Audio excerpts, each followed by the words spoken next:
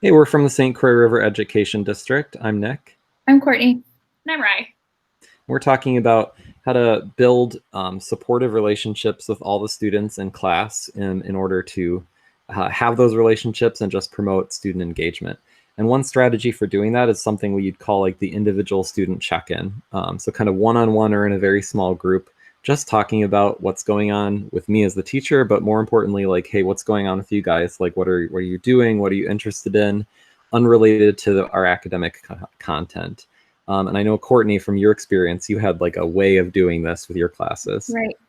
So one strategy that I used at the beginning of the year specifically was picking like a row of students or like 3 or 4 specific students and making sure I checked in with them at the beginning of the hour before we actually got class going. Like, hey, you had a BMX thing this weekend. How'd it go? Like, how's everything going with that? Another thing that we did was at the beginning of we called it personal development class, where we talked about behavior skills. But at the beginning of that, we would do nightly review and we would talk. Every student would have an opportunity to share what they did that night. And then I would also share kind of what my night was like and try to, turn it to an educational way. Like, I had this problem and this is how I solved it. But just to show that, I'm a teacher and I have problems too. And sometimes it's hard to figure those things out.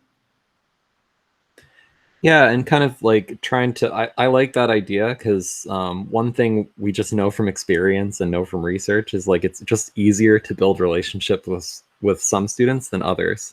Because sometimes those informal little check-in conversations happen because you just overhear a student talking about something. And the more vocal social students are just easier to click and have those conversations with. So if you don't try and do something intentional like Courtney did, you're just less likely to build relationships with all the kids in the class. And there are some systems out there, different systems where you kind of chart out like, hey, I'm building up my relationships with these students. I've got pretty good relationships with these.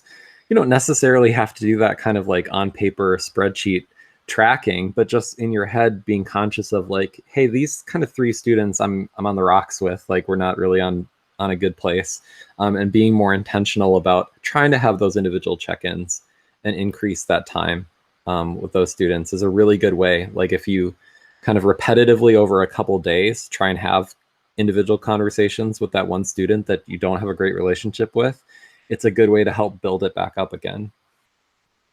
Yeah, and I know a few case managers in our districts that provide case management for students that they don't even provide services for. And this is looking at from a SPED perspective, but I think just being really intentional of getting those names on your weekly planner to make intentional check-ins and reaching out to those students and those kids on your caseload that you are not seeing regularly either.